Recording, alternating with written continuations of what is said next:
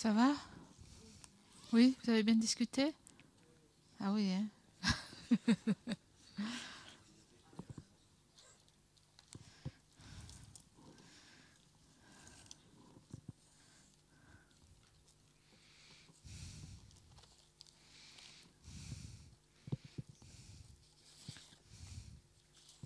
Ah, j'avais un papier, je ne l'ai pas pris.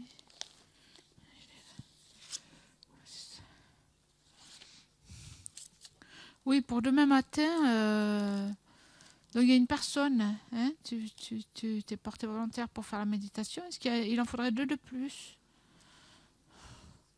Peut-être on verra ça à la fin. Oui, on verra ça à la fin peut-être. Hein. Ben, je dis ça juste pour valider Laura. Hein. D'accord. Hein? Oui, changement d'horaire, oui. On a pensé, normalement, le dernier jour, on finit plus tôt. Hein, quand on fait des programmes. Et donc, demain, ce qu'on a pensé, c'est que on avancera d'1 heure. C'est-à-dire, on ne fera pas le travail personnel. Et à 3 heures, on fera la discussion, le groupe de discussion. Hein. Et comme ça, à 4 heures, on fera cette session où on clôturera. Donc ça terminera vers 4h30. Hein, ou 5h moins le quart, au plus tard. Le matin, ça sera pareil. Hein. Comment? Ouais, donc le matin, ça sera pareil. Hein, et l'après-midi, juste, on n'aura pas l'heure de travail personnel. Comme ça, on finira 1 heure plus tôt que d'habitude. C'est-à-dire, au lieu de finir à 5h30, on finira à 4h30 ou 5h. Pas, avant, pas après, hein, avant 5h. Voilà. Donc, oui, il y avait 2 questions là dans le travail. Hein, bon, le travail personnel, c'était un peu une méditation, hein, ou une pratique personnelle à faire. Ça s'est bien passé. Oui. Et les discussions de groupe, il y avait 2 questions. Donc, une, c'était les 2 types de fautes. Hein, on trouve ça souvent dans les textes. 2 types de fautes. Donc, les fautes naturelles, la confession donc de fautes qui sont naturelles, la confession de fautes qui sont en fait qui correspondent à une transgression de vœux, hein, d'actions qui sont proscrites. Comme ça, voilà. Donc, un exemple de quelque chose qui serait le premier mais pas le second. Donc, c'est-à-dire, on dit naturel et proscrite. Donc, qu'est-ce qui serait naturel, hein, mais pas proscrit? Une faute qui serait naturelle, mais pas proscrite. Quelqu'un veut prendre le micro? Tiens, tu peux passer le micro là, tu le prends si tu veux. Voilà. Enza, tu prends le micro et puis tu le donnes à qui? À quelqu'un qui se dévoue pour... Ah, vas-y, prends le micro alors. Oui, par rapport à la prise de refuge, ouais.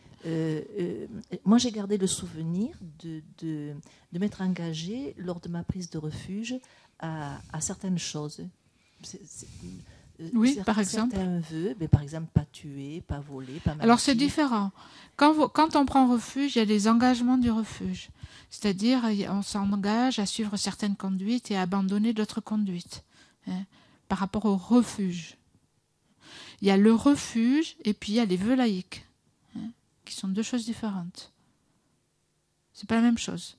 Quand on prend refuge, donc quand on prend refuge formellement, hein, dans une cérémonie avec un maître, on prend en fait les engagements du refuge. On prend les engagements du refuge, mais c'est pas les vœux laïques. Pas tuer, pas voler, etc. Ça, c'est les vœux laïques. Dans les vœux laïques, il y a 5 vœux. Qu'est-ce que c'est? On appelle ça les vœux de Guénienne. Ne pas tuer, ne pas voler, ne pas mentir, pas d'inconduite sexuelle ou pas de mauvaise conduite sexuelle et pas d'intoxicant. Donc ça, c'est les 5. Et donc, en tant que laïc, vous avez le choix de prendre 1 ou 2 ou 3 ou 4 ou 5 vœux. Donc ces vœux, on les prend sur la base du refuge. C'est-à-dire, une fois qu'on a pris refuge, on peut prendre les vœux. On ne peut pas prendre les vœux sans avoir pris refuge. Et ces vœux-là, pour les laïcs, c'est ce qu'on appelle, c'est des vœux de pratimoksha, c'est-à-dire de libération individuelle. Et donc, les vœux de libération individuelle, en fait, il y en a 8 types. Et donc, pour les laïcs, c'est cela, les vœux de Guénienne. Et ça inclut aussi, donc, ces types de vœux incluent aussi les vœux des moines et des nonnes. Donc, c'est ce niveau de vœux. Ensuite, si on parle de vœux, il y a des vœux de bodhisattva et des vœux tantriques qui sont de niveau supérieur. Donc pour les laïcs, les vœux de Guénienne, c'est ces 5-là. Maintenant, quand vous prenez refuge, quand on prend refuge, n'importe qui, on prend certains engagements de refuge. Donc ça, je pense que c'est même dans le livre doré. Si vous avez pris refuge, vous devez les connaître. Et vous prenez l'engagement donc à suivre certaines conduites et à abandonner d'autres conduites. Je ne sais pas, est-ce que ça y est dans le livre doré? Je ne suis pas sûre que ça y soit. Mais bon, de toute façon, ça vous pouvez les engagements liés à la prise de refuge à la page 115. Donc si vous ne les connaissez pas et que vous avez pris refuge, c'est bien de les voir, de les connaître. En bref, c'est quoi si on résume un peu les engagements de la prise de refuge? Si on résume l'essentiel, quand on prend refuge, l'essentiel.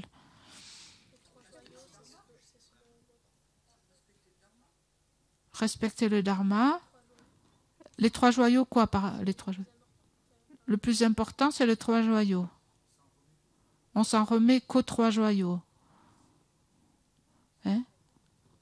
Comme refuge suprême. On s'en remet aux 3 joyaux comme refuge suprême. Ça veut dire qu'on ne prend pas d'autres refuges suprêmes en d'autres dieux ou d'autres objets. Et quoi d'autre? Oui, mais ça, c'est des détails. Moi, je demande l'essentiel. Ce qui pourrait résumer un petit peu. Conduite éthique, oui. On s'engage à prendre refuge matin et soir. Bon, tout ça, c'est des conduites. Si vous les lisez, ça y est. On s'engage à respecter les 3 joyaux, à ne pas faire des actions contraires donc au Bouddha, au Dharma, à la Sangha, à respecter le Bouddha, le Dharma, la Sangha, à prendre refuge 3 fois le matin, 3 fois le soir, à se prosterner, etc. Mais disons la conduite principale, quelquefois on dit, c'est pratiquer le dharma, et principalement c'est quoi? Ne pas nuire aux êtres. On pourrait dire la conduite principale quand on prend refuge, c'est de ne pas nuire aux êtres. Quelquefois on dit ça. Donc évidemment, oui, on s'engage aussi à pratiquer le dharma et aussi à suivre les instructions du Bouddha, dont l'essentiel est la recherche de l'éveil, ne pas nuire aux êtres et suivre le karma. Respecter la loi du karma. D'accord. Et donc sur cette base, après, vous pouvez prendre des vœux. Donc il y a des lamas, quelquefois, qui incluent, je sais, lama Zopa Rinpoche, je ne sais pas s'il le fait toujours, peut-être qu'il ne le fait pas toujours, mais à une époque, il incluait ne pas tuer dans le refuge. C'est-à-dire que si vous preniez refuge avec Rinpoche, vous preniez le vœu de ne pas tuer. En fait, qui résume bien le refuge, ne pas nuire. Et la pire façon de nuire aux êtres, c'est de prendre leur vie. Donc il incluait ça. Tuer volontairement. Oui, volontairement. Ouais. Je crois pas, non.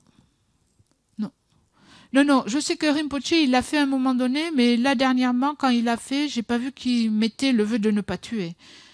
Le vœu de ne pas tuer, tu vois. Je sais pas, on pourrait lui demander. Mais pas que je sache. Normalement, les vœux, c'est séparé. Et on prend... Quand tu prends refuge, tu n'es pas obligé de prendre des vœux. Donc, avec le refuge, tu peux prendre les vœux que tu veux, normalement. Oui. Il conseille de prendre un vœu. D'accord. Qui? Geshe-la. D'accord. Geshe-la conseille de prendre un vœu. Ok, on peut lui demander de toute façon, puisqu'il est là.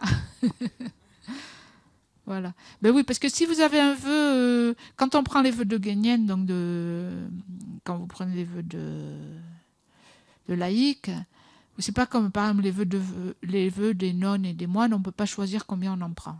Hein, c'est un ensemble et on prend tout. Tandis que pour les laïcs, vous pouvez... et donc ça correspond à... Il y a un nom, quand vous prenez dans le rituel, il y a un nom pour ça. Vous êtes un laïc qui a un vœu ou deux ou trois ou quatre ou tous. Hein. Donc voilà. Donc le mieux évidemment, c'est de les prendre tous. Mais bon, ça dépend après de chacun, évidemment. Il ne s'agit pas de prendre quelque chose que vous pouvez pouvez pas tenir. Donc, quand on parle de faute naturelle, quelle est la différence entre les deux? Alors, qui c'est qui veut prendre le micro? Enza, tu vas te déplacer. Tu vas donner le micro à Emmanuel. Il dit non. Ou à quelqu'un qui va le prendre. La différence entre ces deux-là. Laura, allez, donne à Laura.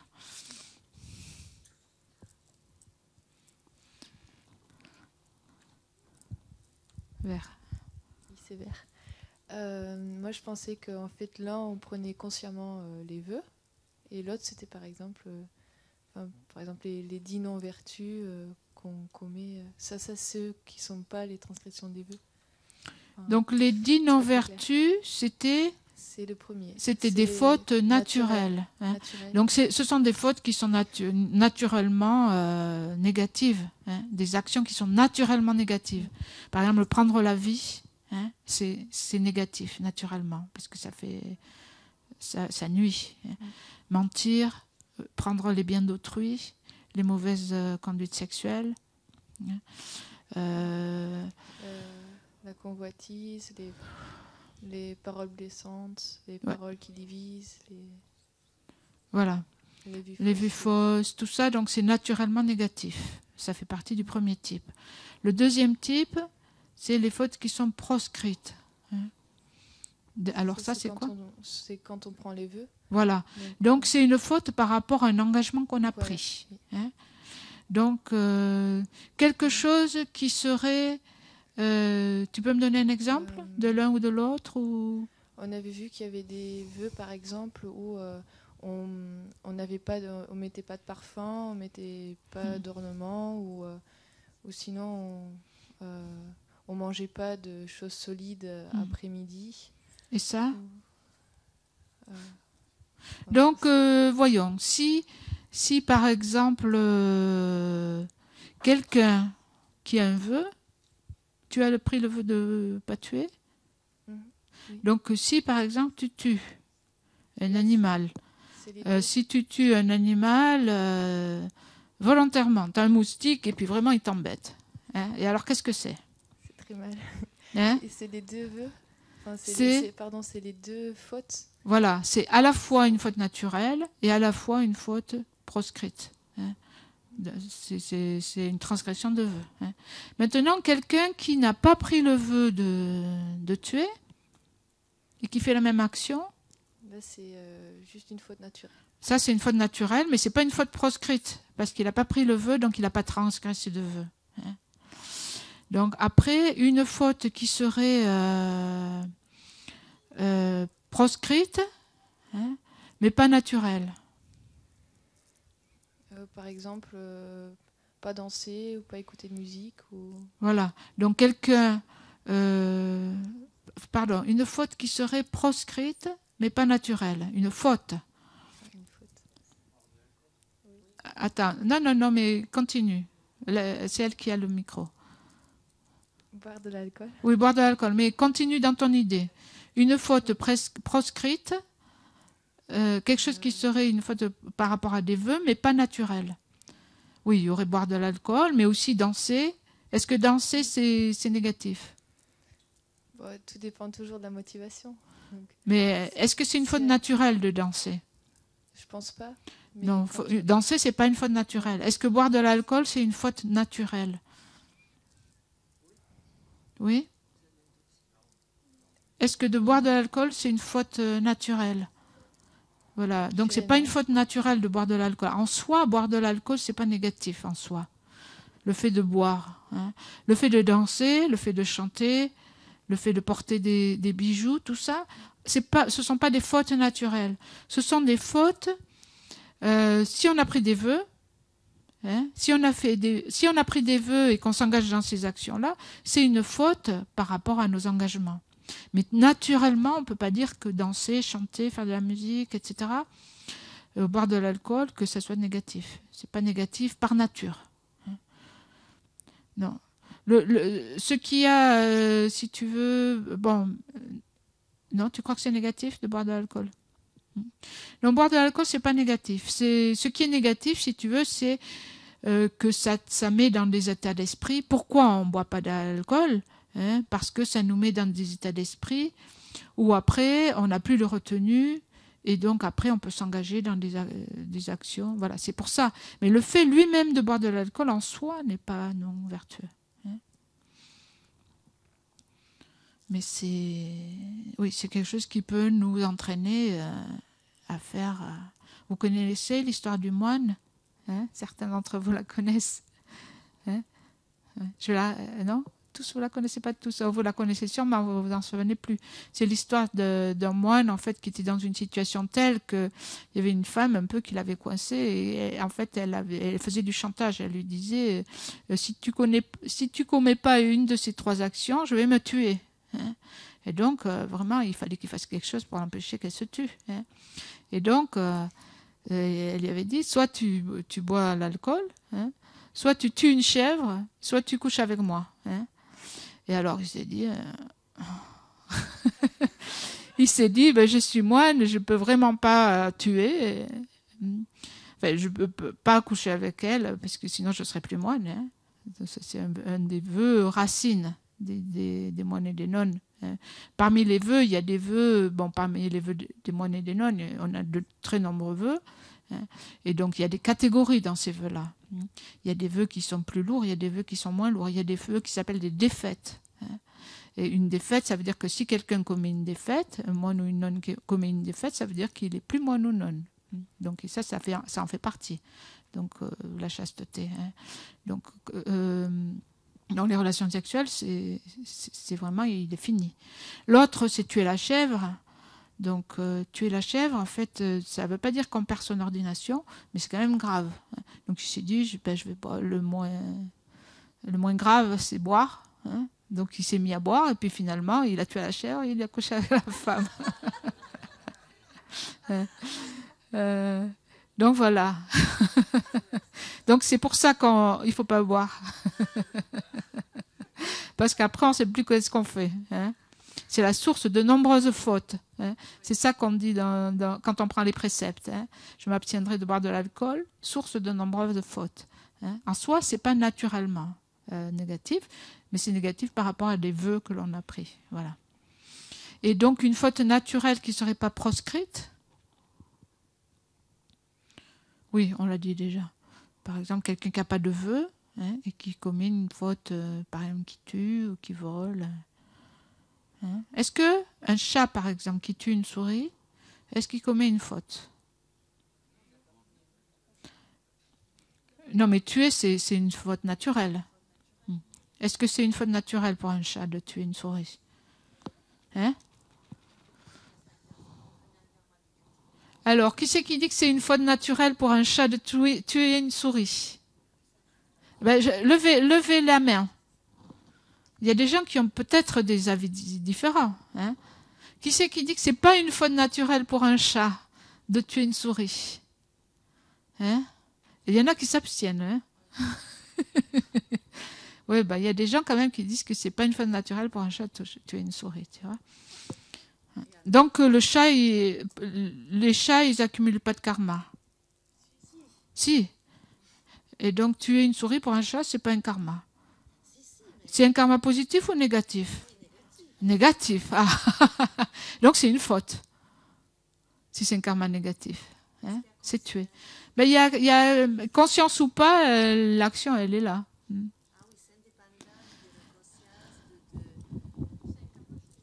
Comment? C'est un karma? Et oui, il est chat, déjà c'est un karma. Et le pauvre, tout en étant chat, il est forcé de tuer par instinct. Mais même si c'est par instinct, en fait, c'est considéré comme un karma négatif, donc comme une faute. Hein. Ouais.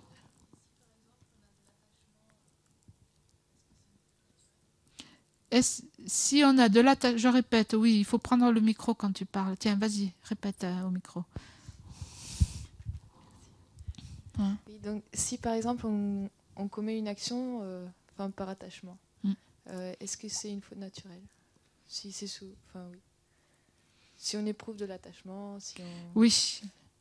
Est-ce que c'est une faute naturelle? De la colère, etc. Et ça dépend qu'est-ce que tu fais par. Oui. Tout ce qu'on fait de toute façon sous le contrôle de l'attachement, de la colère ou de l'ignorance, qu'est-ce que ça crée? Du karma négatif. Hein. Donc ça dépend. Par exemple, en soi, boire de l'alcool, par exemple. Hein. Donc en soi, c'est pas une faute. Hein. Mais ce qui peut être négatif, c'est l'attachement. Hein. L'attachement, lui, tout ce qui est fait par attachement, crée en fait des causes pour continuer à tourner dans le cycle des existences. Et créer un karma négatif. Oui, vas-y. Ouais. Oui, c'est par rapport au vœu monacal. Je trouve ça assez paradoxal. J'ai du mal à comprendre que prendre la vie, c'est moins grave que d'avoir un acte sexuel. J'ai du mal à comprendre, même pour un moine. Non, pour un moine, si tu veux, parmi les vœux racines, prendre la vie aussi, ça y est. Il y a 4. Mais la vie d'un humain, d'un être humain. Prendre la vie d'un animal, c'est une faute moins lourde que de prendre. Donc évidemment, il y a les manquements à la chasteté, et puis il y a aussi tuer un être humain. Donc on fait la différence. Oui. Prends le micro là qui est à côté de toi. Alors en fait, est-ce qu'on peut dire que tout ce qui crée du karma négatif est au moins une faute naturelle?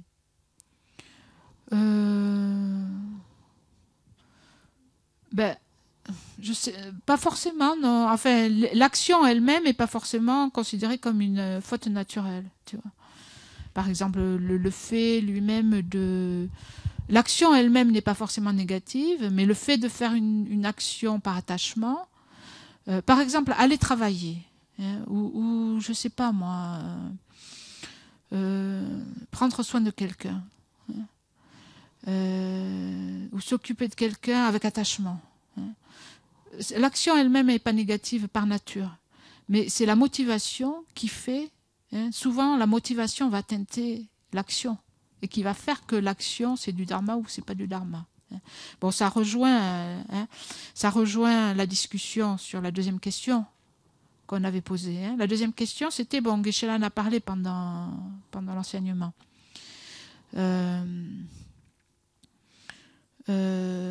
Discuter comment transformer les activités quotidiennes. Aller, venir, manger, dormir en pratique du dharma. Est-ce que c'est possible? Hein? Et comment vous faites? C'est la motivation qui va déterminer. Hein? C'est l'état d'esprit qui va déterminer ces actions, elles sont neutres en elles-mêmes. Hein? Aller, venir, elles ne sont pas colorées moralement. Ça va être la motivation qui fait. Par exemple, si je me dirige quelque part, hein, avec l'intention de tuer quelqu'un, donc cette action-là, elle va être négative quelque part. Parce que la motivation, ça va être d'aller tuer quelqu'un. Maintenant, si je me dirige quelque part, on dit par exemple, quand on va pour recevoir des enseignements, hein, ou pour faire une pratique du dharma, et qu'on va avec cette intention, l'action elle-même, elle est colorée en fait par cette motivation et donc elle devient positive. Donc l'action en elle-même, elle n'est pas...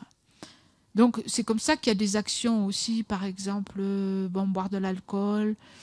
Aussi par exemple, on dit les relations sexuelles, par exemple. Est-ce que c'est positif ou est-ce que c'est négatif? On dit en fait c'est pas négatif en soi. Ou boire, pareil, c'est pas négatif en soi. Après, l'attachement.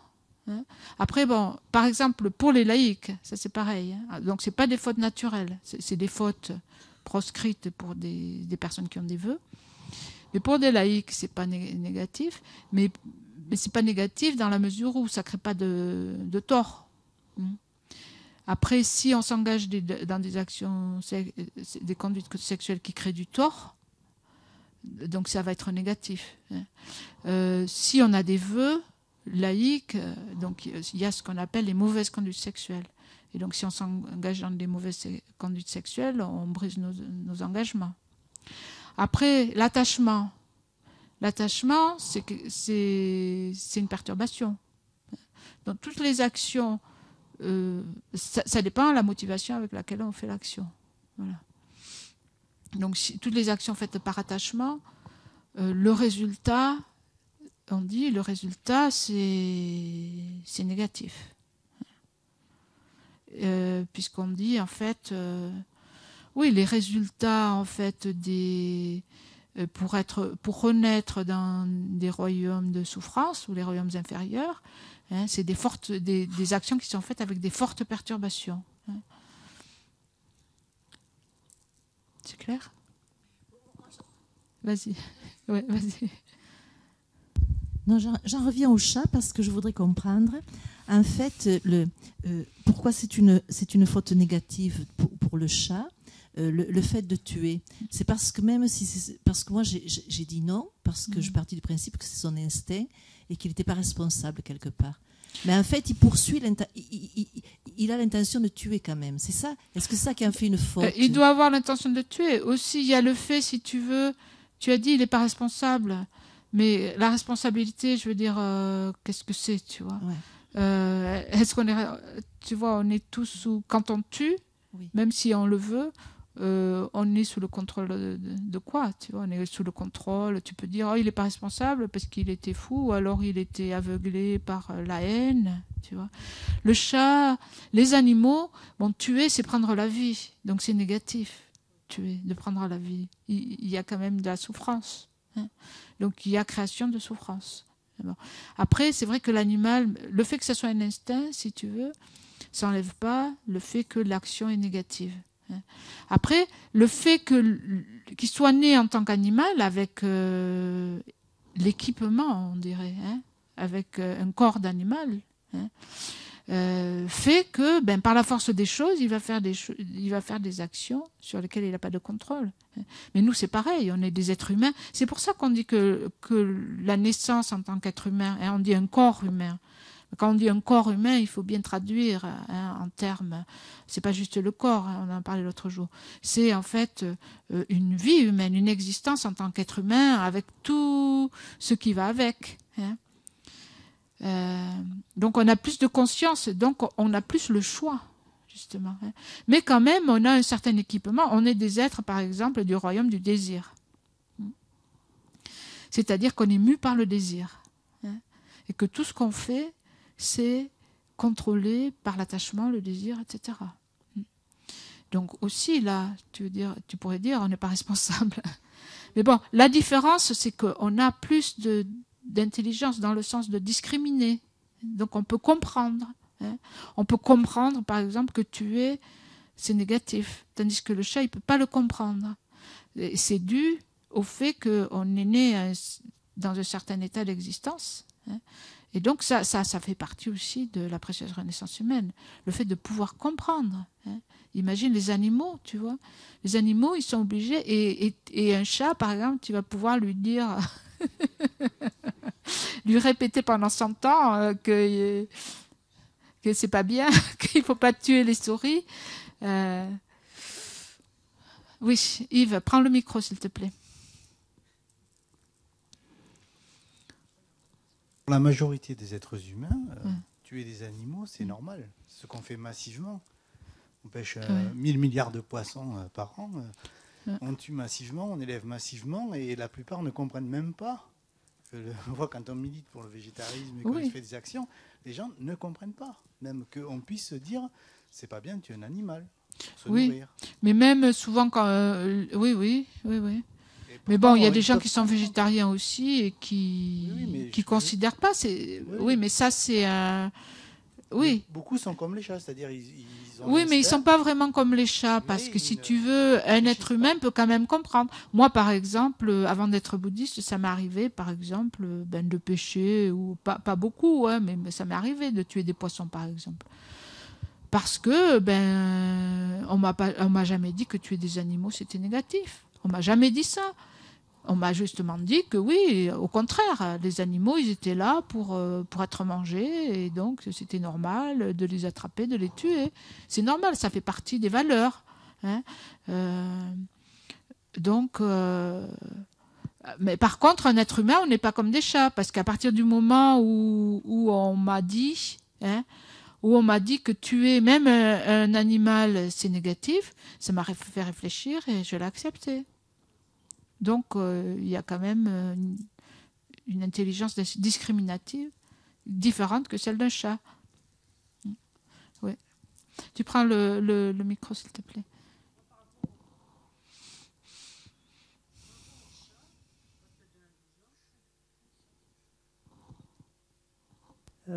Est-ce que c'est un karma, d'accord, c'est un karma négatif pour le chat, pour le chat de tuer des oiseaux, des souris. Mais est-ce que c'est un karma négatif très très fort parce que déjà, il a le karma de renaître en tant que chat avec des griffes, il faut qu'il se nourrisse de toute façon. Donc est-ce qu'en plus il se colle en plus c'est du karma négatif. Après, on dit que par exemple des humains, justement, leur intelligence, ils peuvent l'utiliser aussi négativement, pour par exemple en tuant. Le chat, les animaux, ils vont tuer, c'est du karma négatif, mais ils vont tuer dans une certaine mesure.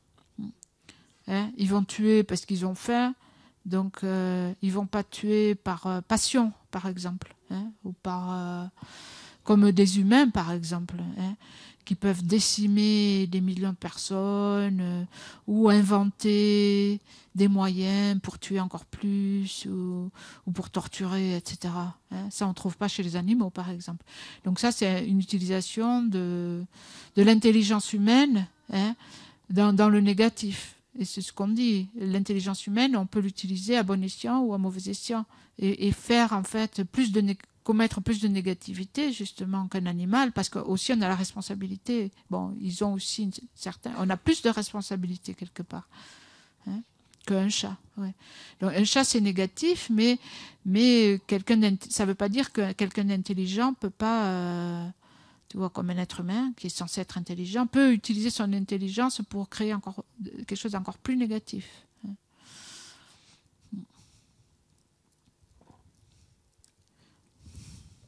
Est-ce que ça veut dire que, en tant qu'humain, quand on tue un animal, par exemple, je tue une souris, est-ce que je développe plus de karma négatif qu'un chat qui tue une souris ? Je sais pas ça. Si tu veux comparer ça, c'est difficile à dire. Ça va dépendre. De toute façon, je sais pas quand on parle du karma et du poids du karma, tu vois. On dit qu'il y a certains facteurs qui rendent le karma plus... J'ai pas voulu dire que c'était plus ou moins négatif, mais j'ai dit qu'un être humain peut créer plus de négativité de par son intelligence. J'ai pas voulu dire ça. Quand on parle du karma dans le lamrim, on parle de différents critères qui rendent le karma plus ou moins lourd.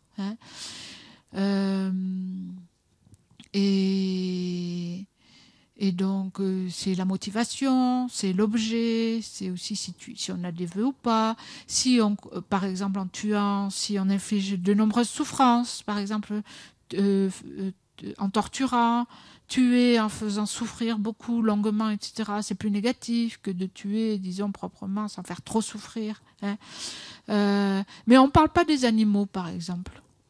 C'est surtout, on parle de ça en relation avec les humains. Donc, après, il y avait la question par rapport à transformer les activités quotidiennes en pratique du dharma. Donc, les activités comme aller, venir, manger, dormir, les activités en fait qui sont neutres. Est-ce qu'on peut les... Vous en avez discuté de ça? Oui, c'est intéressant ça. Et bon, il y avait aussi dans cette question, bon, Geshe-la a parlé des activités qui s'apparentent à la paresse de l'attachement aux activités futiles.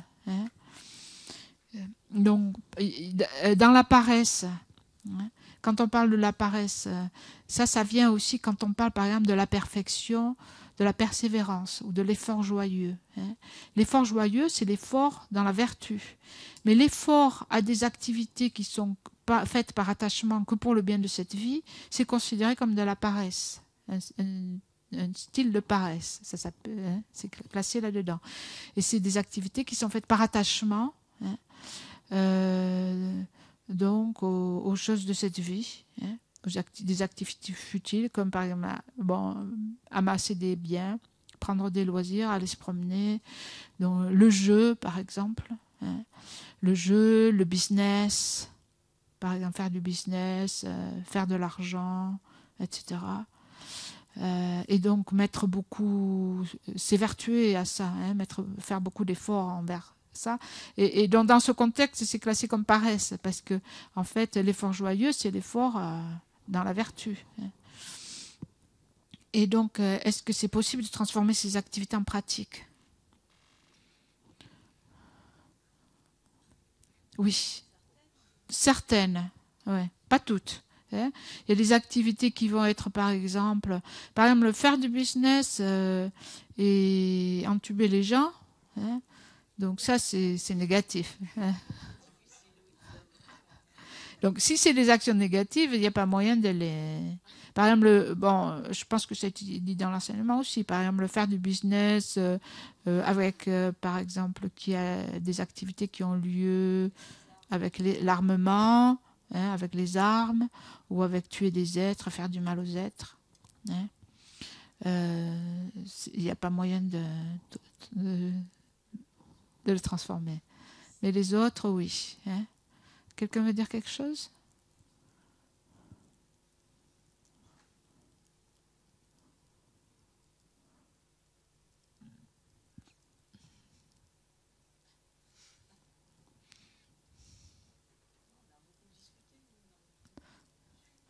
Oui. Tu veux prendre le micro, dire quelque chose ou... Vas-y, oui. Donc, elles ont beaucoup discuté. Allez. C'est pas le même groupe, mais bon, ça fait rien. Vas-y. Vas-y, et puis après, Marianne pourra parler. Ouais. Oui, nous, on a évoqué aussi que non seulement on pouvait transformer certaines activités, mais même, et qu'elles deviennent bénéfiques. Mais on pouvait vraiment les transformer pour qu'elles deviennent très bénéfiques. Par exemple, en bénissant faisant la bénédiction de la parole et disant les mantras. Enfin, il y a 2 mantras, là, je ne sais plus leur nom, mais on peut, si par exemple après on va chanter devant un groupe, notre parole, elle va être bénéfique. Donc on peut prendre plaisir à chanter et les gens qui vont nous écouter uniquement parce qu'on chante, rien que d'entendre notre voix, ça va leur être bénéfique. Si on bénit la parole, donc il y a des pratiques pour bénir la parole. La parole plus le mantra. Le matin, d'accord. Et donc notre parole bénit les êtres et l'environnement. On peut aller à la piscine et notre corps va bénir l'eau. Et ça va être bénéfique aux gens. Si on récite par exemple, Rinpoche dit 10 mantras de Om Mani Padme Hum par jour, c'est ça? Oui. Pardon, 10 malas, oui. 10 malas, pas 10 mantras, oui. 1000. Tu voulais dire quelque chose aussi, Marianne, par rapport à votre...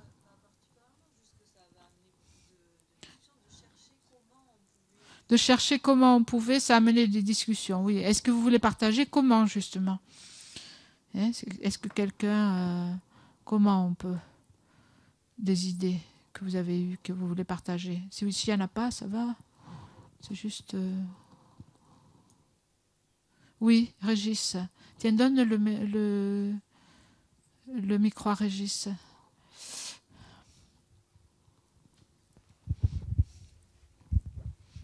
Oui, sur le livre de prière dorée, à la page 209, il y a plein d'exemples qui sont donnés par l'Amazon Rinpoche. Oui. Sur des gestes comme s'asseoir sur un coussin, ouvrir une porte, la fermer. Oui, exactement. Oui, oui, c'était en fait, j'ai pris la liste là de ça, mais ça y est aussi, c'est vrai à la page 209. Hein. Oui, j'étais tombé dessus par hasard. Oui, transformation de la pensée pour une pratique au quotidien. Donc ça, c'est une façon de penser, en fait, comment on peut utiliser les activités quotidiennes. Hein. Donc de toute façon, ouais. Page 209. Donc il y a les mantras, il y a voilà. Donc associer des actions quotidiennes que l'on fait avec un certain type d'intention ou de pensée.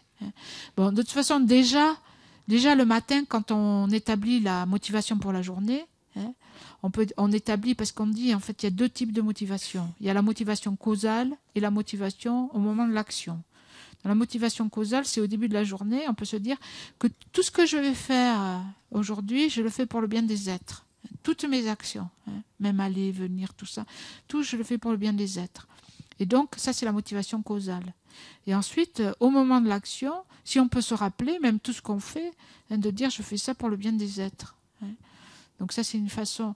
Donc il y a ce qu'on trouve là dans le livre.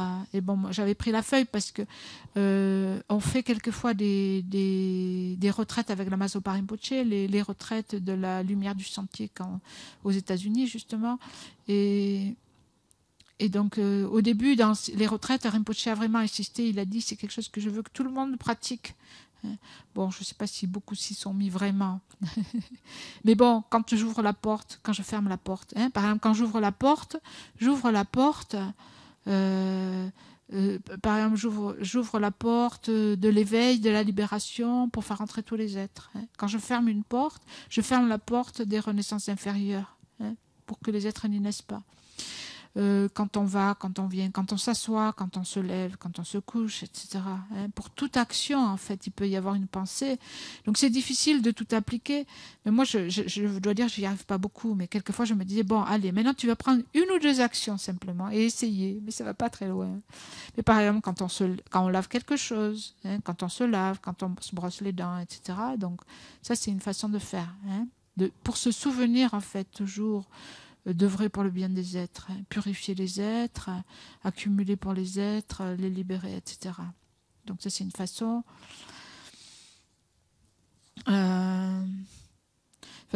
Oui. Donc le plus possible, se rappeler Bodhicitta, le plus possible, penser à chaque instant même. Si on pouvait penser le plus possible. Je fais ça pour le bien des êtres. Tout ce que je fais, c'est pour le bien des êtres. Et ça serait super, parce que comme on ne sait pas à quel moment on va mourir, et si on pouvait vraiment faire de cette pratique quelque chose de très proche et qu'au moment de la mort, on meurt avec cette pensée, donc on n'a pas de souci à se faire. Sinon, oui, une chose que Geshe-la a dit aussi dans l'enseignement, je ne sais pas si c'est bien ressorti, oui, toutes les actions, faire en fait, je pense l'essentiel, c'est de faire de notre vie une pratique du Dharma. L'essentiel dans ma vie, c'est de pratiquer le Dharma. L'essentiel de ma vie, c'est d'être bénéfique aux êtres, à moi-même et aux êtres, et de créer les causes de la libération et de l'éveil. C'est ça l'essentiel de ma vie.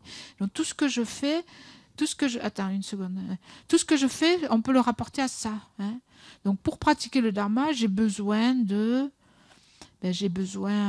travailler, j'ai besoin de gagner ma vie, j'ai besoin de faire les courses, j'ai besoin de manger, j'ai besoin de dormir. Donc je me repose pour pouvoir être disponible aux autres, pour pouvoir faire la pratique, etc. Donc tout peut être rapporté à ça. Donc par exemple, quand on se détend, il faut aussi se détendre. On ne peut pas être toujours en train de faire quelque chose. Donc j'ai besoin de me détendre, j'ai besoin de faire de l'exercice, de faire du sport. Donc il y a une grande différence entre faire ces actions juste par attachement, hein. Par exemple, je fais de l'exercice ou je fais du yoga et tout ça juste pour l'apparence ou juste pour la bonne santé même, hein. Ou alors je fais ces actions donc pour pouvoir servir les autres mieux, pour pouvoir mieux pratiquer, hein, pour pouvoir être en forme, pour pouvoir vivre plus longtemps, pour profiter de cette précieuse renaissance humaine que j'ai et en tirer parti, hein, pour le bien de tous les êtres. Donc dans ce sens-là.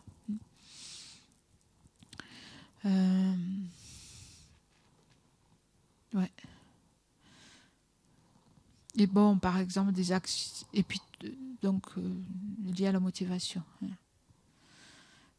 Par exemple, est-ce que par exemple on peut transformer beaucoup de choses, mais pas tout. Bon, après il faut quand même avoir une limite, hein, à pas gaspiller son temps, hein. Mais par exemple, participer à des activités aussi pour le bien des autres, hein, ou pour faire plaisir aux autres, pour créer des liens avec les êtres, hein. Il faut créer des liens avec les êtres aussi, hein.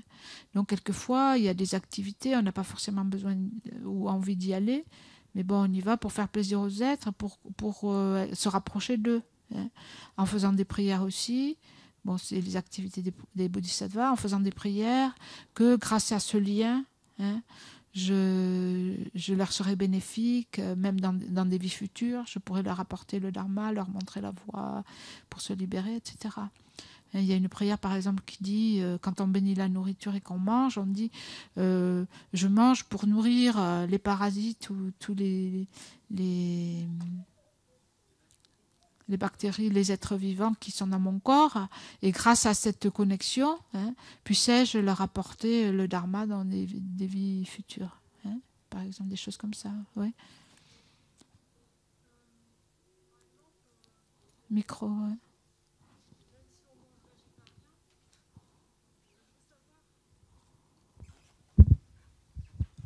Oui, même si on mange végétarien, par exemple, je voulais savoir comment considérer ou comment, dans mon esprit, assumer le fait que le paysan, quand même pour cultiver bio ou des aliments comme le blé, il y a des insectes qui sont tués. Comment on doit prendre ça dans son esprit, ce facteur?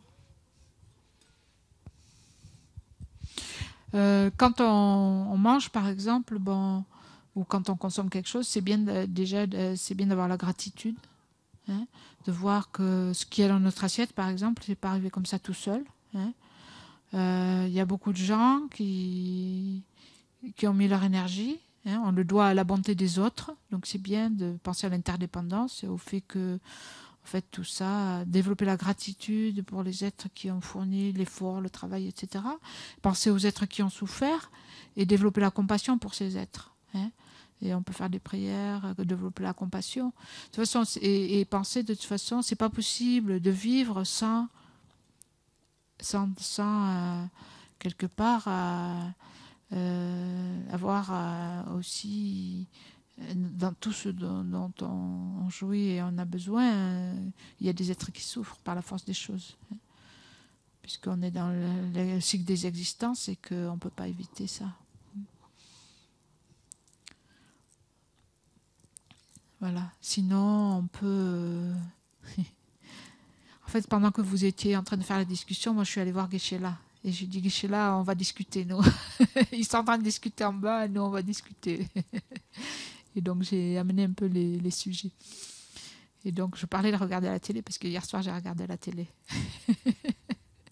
Et je lui disais, mais la télé aussi, on peut transformer. Je lui dis, la télé aussi. Il m'a dit, ah, tu es très branché sur la télé. Je dis, oui, en principe, je regarde les infos, je regarde pas la télé. Mais hier soir, j'ai regardé la télé. Alors c'est pour ça que j'ai insisté vraiment que la télé aussi, on pouvait transformer. Mais bon, ça dépend toujours de la motivation, hein. Donc on peut regarder, et on peut tout transformer. Après, c'est vrai qu'il faut faire attention à ce qu'on regarde et qu'on ne pourrait pas transformer,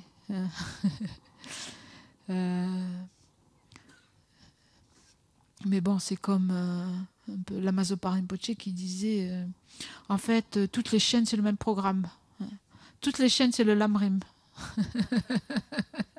Il y a du lamrim partout. Donc, évidemment, tout ce qu'on voit, on peut appliquer le lamrim à tout ce qu'on voit. Tout ce qu'on voit, c'est les souffrances du cycle des existences. Ouais, tu veux pas? Ouais. Oui, qu'est-ce que tu dis, Marianne? Tiens, là.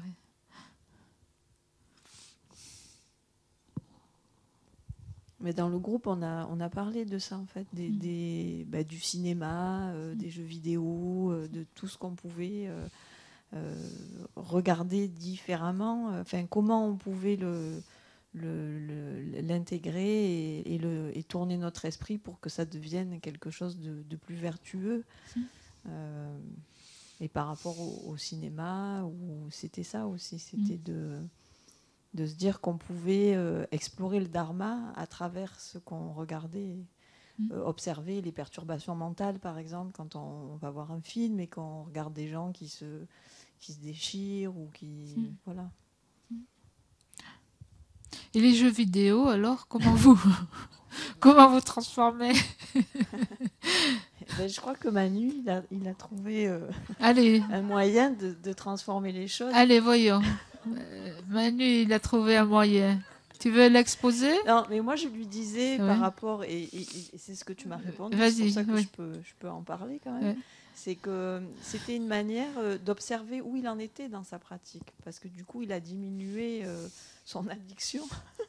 Oui, parce qu'il y a ça, il y a les addictions. Hein. Et là, je ne sais pas si c'est une addiction, mais je connais pas assez Manu pour le dire.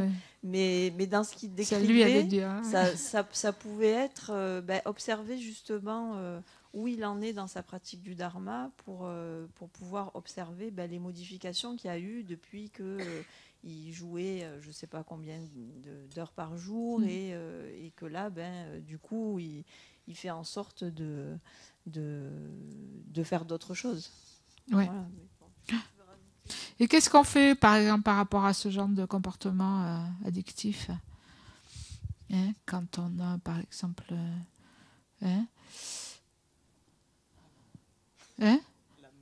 La mort. Réfléchir à la mort, oui. Penser à la mort, oui.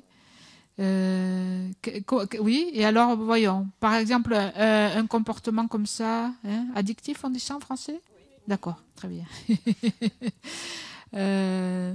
Par exemple, les jeux, où on peut perdre beaucoup de temps. Donc, on peut penser à la mort, oui. Alexis, tu dis? Ah oui, Facebook aussi, oui. Facebook, ça peut être une addiction, ouais. C'est plus répandu que les jeux? Ça dépend. Ouais. Ça dépend pour qui? Pour toi, peut-être? Ça dépend. Ça dépend. Ouais. Ça peut être l'un ou l'autre ou autre chose, je ne sais pas.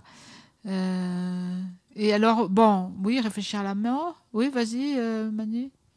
Vas-y. Comment en tirer parti?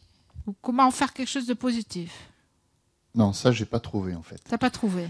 Par contre, c'est vrai que ça fait quelques années que je travaille là-dessus, et en fait, en effet, ce qui a été le plus efficace pour moi, c'est de travailler sur méditation sur la mort. Ça, je la fais régulièrement, et ça m'a permis vraiment de diminuer mon addiction.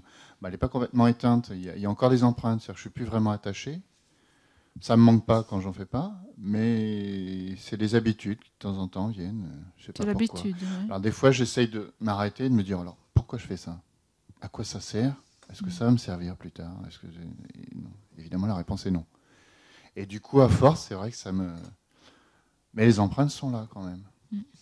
Mais mis à part la mort, je ne vois pas trop ce qui peut vraiment aider. Et de réfléchir dans les méditations, des fois, j'essaye de le faire, de me dire... Voilà, je me remets dans cette situation-là, je lui dis, mais à quoi ça sert? Mais par exemple, est-ce que tu peux voir, par exemple, dans ce comportement, quelle est l'émotion perturbatrice qui est en jeu? Ah bah ça, je le vois bien, c'est l'attachement. C'est l'attachement. Oui. Donc, est-ce que tu peux, dans cette activité, justement, observer l'attachement, hein, et observer... Moi, il me semble, bon, il y a la mort, c'est un bon antidote contre les émotions négatives, et le meilleur antidote contre les émotions négatives, enfin meilleur, un des principaux, c'est de voir la souffrance de l'attachement. Voir les défauts de l'attachement, tu vois. Voir que c'est de la souffrance, en fait. Oui, mais justement, là, je suis arrivé à un niveau, ça n'est plus de la souffrance. C'est-à-dire que je le fais par habitude, je dirais quand j'ai fait tout ce que j'avais à faire, même si je n'ai pas énormément pratiqué le dharma dans la journée, il y a des fois où je suis nu. Et quand j'en fais pas, l'été en général, j'y touche pas pendant un mois ou deux, parce que je ne suis pas chez moi.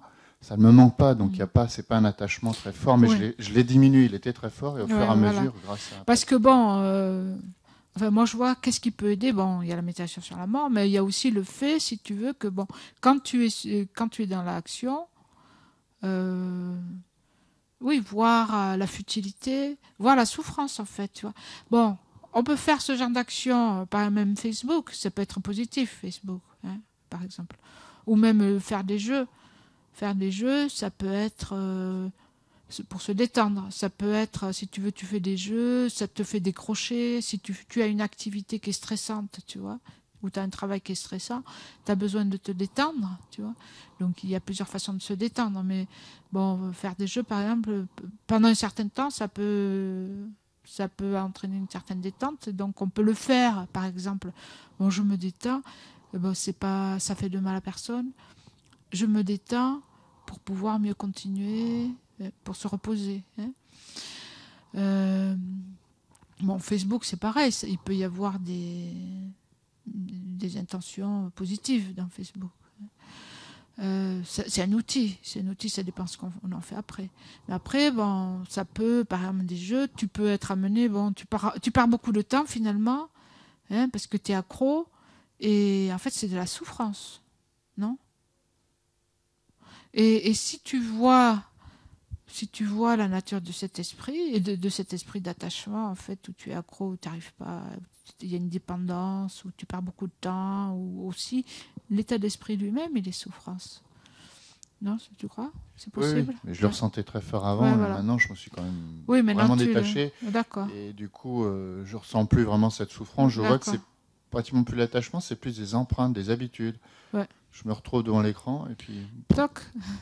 Ça part mais je peux arrêter, je peux faire autre chose. Je suis content de faire autre chose. Par exemple, après, je vais me mettre à méditer et je me dis, mais pourquoi j'ai passé 1 heure à jouer alors que là, c'est vraiment plus intéressant et mieux. Mais à chaque fois, c'est la procrastination. Ouais. Oui, et ben, c'est aussi pour ça que on prend des vœux. Le vœu de ne pas jouer, par exemple. Pendant un certain temps, comme ça, l'empreinte, oui, on peut prendre des vœux, hein. Parce que comme ça, on diminue l'empreinte. Et puis après, on oublie. Hein. D'accord. Est-ce que quelqu'un... Oui, tu veux ajouter quelque chose ? Le micro.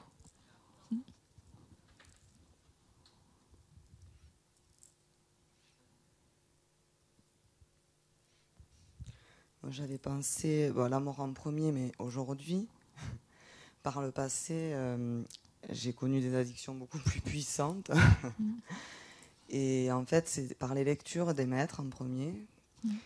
Et ce qui m'a le plus aidé en premier, avant la mort, ça a été vraiment l'humilité de voir que j'étais pas capable, que mon esprit était vraiment trop attaché, parce que ça allait jusqu'au physique, et que c'était un environnement. Et donc, ça a été très douloureux, mais il a fallu vraiment couper un univers. Parce qu'en fait, ça fait partie, maintenant je le comprends, d'un karma aussi environnemental, et les maîtres le disent en premier. Quand vraiment c'est trop douloureux, qu'on est dans des situations où on va se mettre en colère, ou qu'on est dans une addiction, en premier, c'est mettre de la distance, de l'espace. Et par expérience, c'est ce qui m'a en premier aidé. D'accord. Donc c'est pareil comme prendre un vœu, c'est ça en fait. C'est se retirer en fait. D'accord. On peut en rester là ? On va faire la dédicace.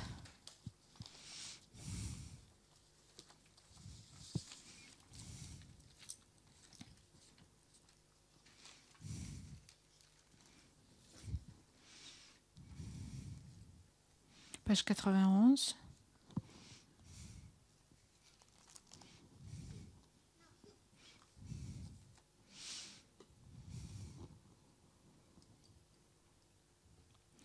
Grâce au mérite accumulé par ces actions vertueuses, puissais-je rapidement atteindre l'état d'un maître Bouddha et conduire tous les êtres vivants, sans exception, à cet état d'éveil.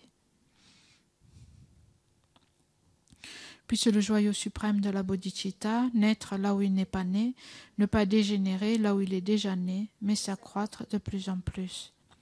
Puisse le joyau suprême de la sagesse de la vacuité naître là où il n'est pas né, ne pas dégénérer là où il est déjà né, mais s'accroître de plus en plus. Ogarira weko we shinkam dependande malu doene Chenrizi wantending yanto ishapesite badu tengyuichi dozujan shinjangengewe Ding kyong pao kun ze dog bo dem cha zung gu ele men tu ju ba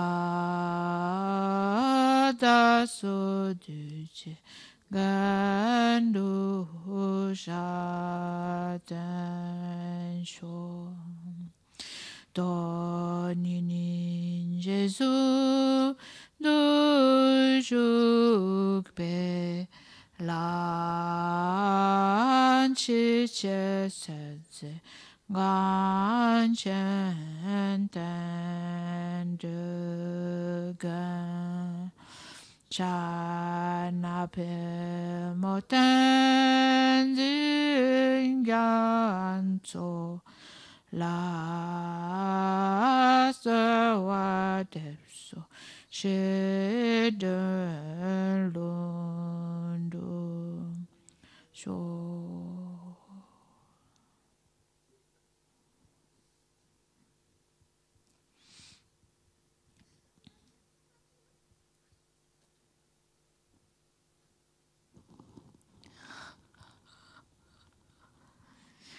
Pour Lila, on peut aussi faire bravo Lila, bravo. Elle reste très tranquille. Bravo Lila.